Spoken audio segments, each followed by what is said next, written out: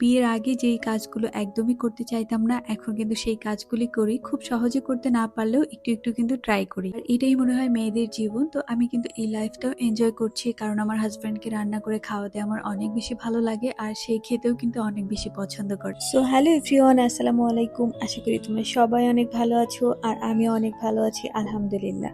আজকে আমি রান্না করব গরুর পা আর সাথে চালের রুটি বানাবো। এটা আমার হাসব্যান্ডের অনেক পছন্দের খাবার। তো এখানে আমি পেঁয়াজ কেটে নিচ্ছি। আমার কাছে তো মনে হয় রান্নার সবচেয়ে কঠিনতম স্টেপ হচ্ছে পেঁয়াজ কাটা। আর পেঁয়াজ কাটতে কাটতে প্রতিদিনই আমার চোখ দিয়ে অনেক পানি পড়ে। আর এইদিকে কিন্তু গরুর পাটা আমি অনেক ভালো করে পরিষ্কার করে নিয়েছি, কারণ এতে কিন্তু ছোট ছোট লোম ছিল। আর বাকি যে মশলাগুলি লাগবে সবকিছু কিন্তু আমি একসাথে করে নিয়েছি। প্রথমেই আমি চুলাতে প্যান বসিয়ে দিয়েছি, আর প্যান গরম হয়ে যাওয়ার পর তাতে দিয়েছি পেঁয়াজ কুচি, তেল আর গরম মশলা। আর এখানে আমি অ্যাড করছি 2টা কাঁচামরিচ আর 3-4টার মতো শুকনো মরিচ। তেলের মধ্যে পেঁয়াজ ভাজার সময় সাথে হচ্ছে যদি গোটা গরম মশলা দেওয়া যায়, এতে কিন্তু খুব সুন্দর একটা ফ্লেভার আসে। আমি এখানে কাঁচামরিচটা একটু কেটে দিলাম, কারণ তেলে ফ্রাই হতে হতে অনেক সময় ফেটে গিয়ে চোখে মুখে লাগতে পারে। আর তারপর হচ্ছে পেঁয়াজ ভাজা হয়ে গেলে সেখানে অল্প একটু পানি দিয়ে দিলাম। পানি দেওয়ার পর এখানে আমি বাকি মশলাগুলো অ্যাড করছি। এখানে আমি আদা বাটা দিয়েছিলাম, রসুন বাটা দিচ্ছি, আর এখানে সবগুলি যে গুঁড়ো মশলা সেগুলি আমি আলাদা একটা বাটিতে পানি দিয়ে একটা পেস্ট করে নিচ্ছি। এই পেস্টটা কিন্তু আমি মশলার সাথে অ্যাড করে দিব।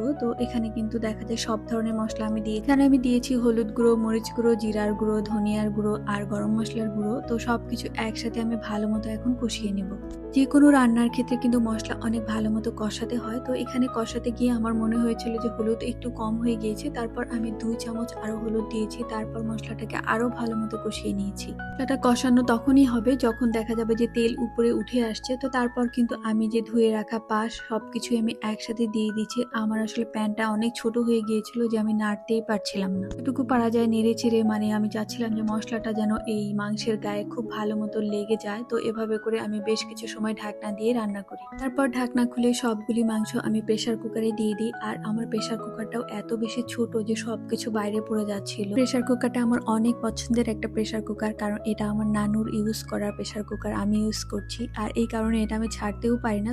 তবে এবার মনে হচ্ছে যে আমার বড় প্রেসার কুকার লাগবে, কারণ এটা রান্না করতে গিয়ে আমি যে কি পরিমাণ কষ্ট করেছি আসলে বলে বোঝানো যাবে না। তোমরা কিন্তু ভিডিওতে দেখতেই পাচ্ছ যে আমার চুলার কি পরিমাণ বাজে অবস্থা হয়েছে। যেহেতু প্রেসার কুকারটা অনেক বেশি ছোট, এটাতে মাংস দেওয়ার পর পানি দিয়েছি অল্প একটু, কিন্তু সেই পানিটা কিন্তু একদম উপরে উঠে এসেছে। এই পানিটাই সিটি দেওয়ার সাথে সাথে সব বাইরে বের হয়েছে, একদম সব পাশে ছড়িয়ে ছিটিয়ে একদম একাকার অবস্থা। কিন্তু তারপরও কিন্তু আমার ওই প্রেসার কুকারে রান্না করতে হয়েছে, কারণ এটা সেদ্ধ করতে প্রেসার কুকার ছাড়া অন্য কোনোভাবে সেদ্ধ করা যাচ্ছিল না। আমি খুবই লো হিটে প্রেসার কুকারে বসিয়ে রেখেছিলাম। আর এটা কিন্তু একদমই সন্ধ্যাবেলা আমি কিন্তু আবার প্যানের মধ্যে মাংস